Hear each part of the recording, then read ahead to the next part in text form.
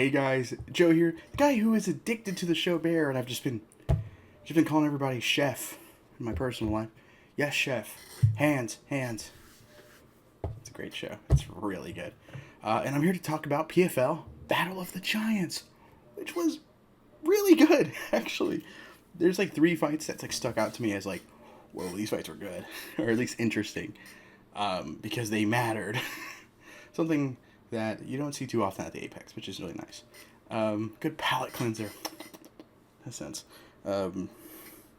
Because when there's not UFC pay-per-views, very few far between do I get like good fight cards like this.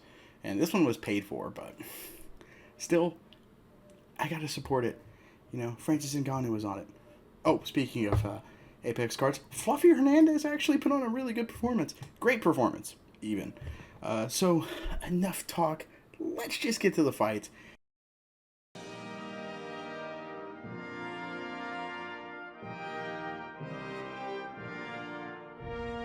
Because Ngannou got to show he's still the baddest dude on the planet. PFL finally gets to show off the uncrowned king of the heavyweights and give him his own crown. He became the inaugural, I have it written here because I'm not going to remember this, it's kind of a mouthful title, the inaugural PFL Super Fights Heavyweight Champion. Yeah, kind of a mouthful. I'm sure they'll work on that title. But he did it pretty easily, honestly. And he was taking on Renan Ferreira, who is a very dangerous striker, had a quick KO of Ryan Bader, who in theory could exploit his very, very bad grappling, and but just knocked him out pretty easily.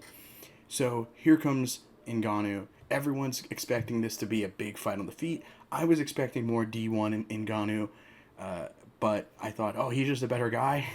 He can kind of win however he wants as long as he's not stupid and gets caught. And you know what? D1 Ngannou came out after some kick exchanges, and his kicks look good. Never been a big fan of the Ngannou kicking game, and I was a big fan of it here. Ngannou's one of those guys where I feel like I never saw him take a lot of kicks. I feel like low kicking a guy like that, as long as you're careful and using good angles to low kick him, you can probably have great success because, no disrespect, he's 38 years of age, and he had multiple knee surgeries on his knees, so kicking those seems like a good call. But you know what? Here, easy takedown, easy grappling exchange. He gets the back.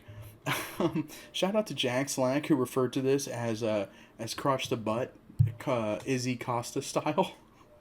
And I think it's an old wrestling position. I see like Pantoja kind of use that position against the fence a lot, to try and pull guys down on top of him when he has their back in a clinch. But he had that position here on the ground on top. And it's kind of like a backside mount, but there's no hooks locked in. He was kind of grapevining the ankles. It was a little weird. And I'm only bringing this up because I was really intrigued with it hearing, because this is late. I'll explain why this was late. Long story short, I can explain it now. Long story short, had a family emergency.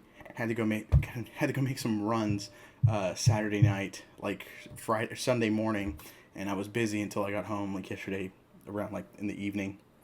I ended up crashing out at my cousin's place, but what's it called? I was watching because I watched the card and I was wanting to watch what people were thinking. Jack Slack had a great breakdown of the positions, and I thought it was really interesting because grappling Francis is really interesting to me, because Francis is kind of that guy who you go, yeah, like he just kind of mauls people on the feet. Like his boxing isn't insanely technical, but it's pretty good. And for MMA, it's pretty solid, and it's gotten a lot better. Like in MMA, he's just gotten better every fight.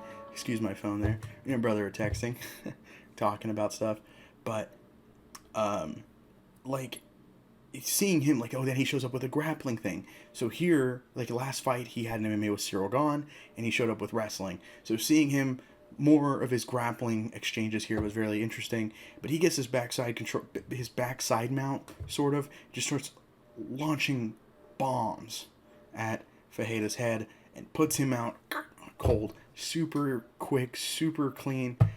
It was a delight to watch. And while I still think Tom Aspinall is the best heavyweight on the planet, the true, in terms of accolades and lineal title, if that matters to you, because this is kind of interesting. This was the lineal Bellator heavyweight champion and the lineal UFC heavyweight champion colliding, which is very interesting.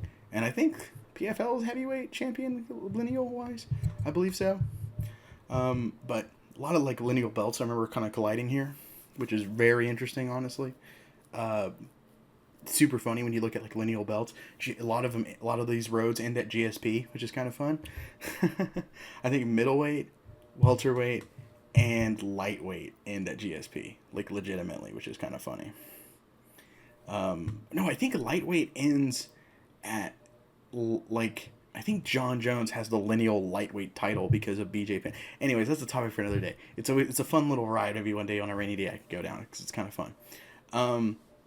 But it really drives it home how much of a missed opportunity we have, because we never got, it drives me crazy at least, that we never got Francis Ngannou launching John Jones's head into the next atmosphere, which would have then given us the great matchup of Tom Aspinall against Francis Ngannou in the UFC. Kind of sucks, but the UFC does not like people, trying to negotiate good prices for themselves or negotiate ways of making money. They like to keep you broke and subservient. Just observations I've seen over the years. It's kind of rough. But the co-main event, the fight I was also pretty interested in, which was Cyborg versus Larissa Pachenko, and they just brawled it out for 25 minutes practically. It was a lot more quality over quantity in terms of their striking. They both were just kind of at a methodical pace, I guess would be the way to say it, looking for the big shots and landing them. And I think Cyborg had better durability. She was more technical on the feet, which I thought her age was going to be a factor in her getting caught. I thought, if she gets caught, it's going to be because of age and how, like, your chin kind of degrades over time. A lot like Dan Henderson, guys like that, people who've taken big shots. This could lead to her getting caught and finished by a very scary Larissa Pachenko. Cyborg seemed like the more durable fighter out there. She had like trouble a little bit at times, but like for the most part, her technical level, her experience, her durability, while able to match the power of Pachenko, was the key to victory. But they both were beat up pretty bad. Cyborg had 2 cuts. I think she had 2 cuts legitimately, like right here, or like they were like around the eyebrows. Like it was kind of lined up very funny, but they were above her eyes that I was a little like going, ooh, pretty good little cuts there. This is a year we've seen some crazy cuts. Like, Mayra Bueno Silva, Macy Chasson had a wild cut in it. Irene Aldana had got her face reconstructed in that fight with how much cuts there was in there over with Norma Dumont. Apologies, glad I muted my mic in time. Caught it just in time as that sneeze was coming. But Cyborg gets a unanimous decision win. And my personal scorecard, I had it 4-1. I think Judges was 49-46 as well. There's no doubt that she's the most accomplished female fighter ever. She's kind of got a Dan Hendo kind of thing to me, because she has a championship at PFL, Bellator, Strikeforce, Elite XC, UFC. I think that's with her only 2 losses, one in the beginning of their career and one was like a pseudo flash KO in a wild brawl with Amanda Nunes, who is probably the only person pound for pound to hit like her. And it was a wild back and forth brawl where they both got hurt that you kind of want to rematch to see what happens. Because I think if those 2 fought 10 times, I think Nunes wins 6 of them, but Cyborg's winning 4, if not 5-5. You know what I mean? Like, those 2 are pretty close in terms of it's hard to pick one or the other, for sure for me.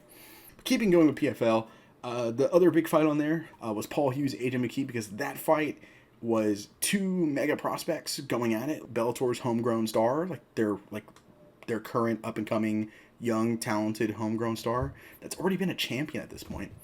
AJ McKee, who's mega exciting, funny because he's the son of Antonio McKee, who is probably the most boring fighter of all time.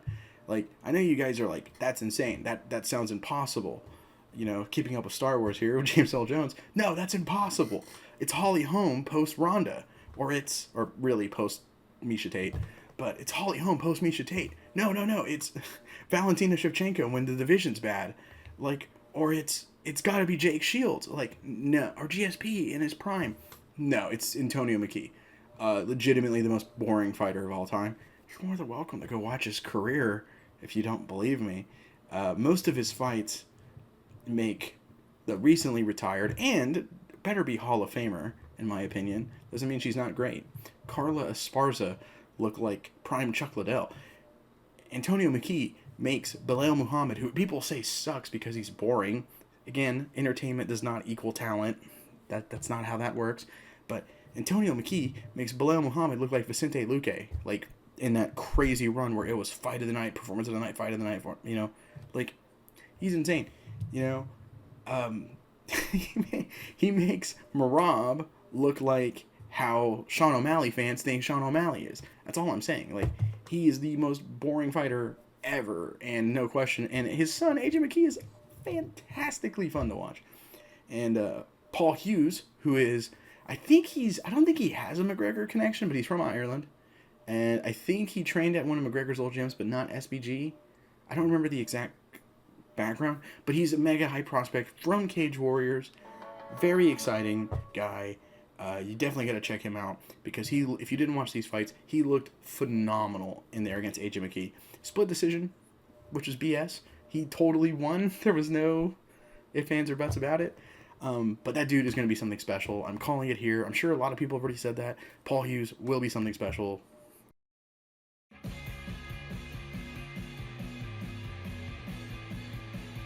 Now let's go to the rest of the card, which is what I normally would say. But in reality, we're just going to talk really quick about the UFC card because I'm already at 15 minutes. Fluffy Hernandez, he fought in the main event of the Apex card against Michel Pereira. He destroyed Michel Pereira. This fight was actually really good, I think. Fluffy Hernandez looked amazing. I was really kind of hot on Michel Pereira at middleweight. I didn't think he was going to be a title contender against DDP or anything like that. Fluffy Hernandez had more upside in that regard. But Michel Pereira was looking good.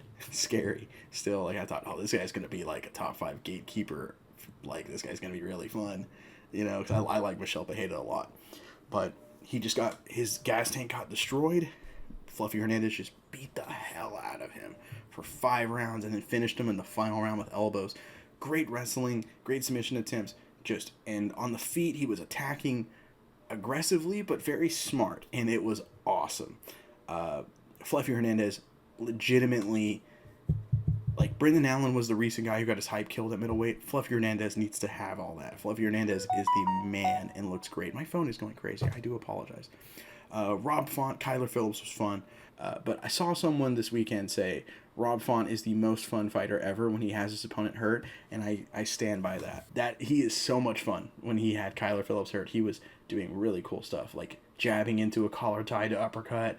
Rob Font is awesome. I love watching Rob Font fight. Charles Johnson to Sumaderji was very fun. Johnson, I thought was going to run through Sumaderji, but he actually had a little bit more trouble. But he got a unanimous decision win. Cameron Smotherman just outstriked Jake Hadley for the better part of 3 rounds for a UD. Darren Elkins, Daniel Pineda, one fight of the night. It was very fun. This was great. And Pineda, he retired afterwards. So hats off to Daniel Pineda. Big time vet. One of I don't want to say journeyman. I feel like that's demeaning, but a very good hand on a lot of cards. And you know what? You've given me a lot of entertainment over the years. Big fan of, I think it was Justin Lawrence, who was an Ultimate Fighter alum. I think he was on Tough Live.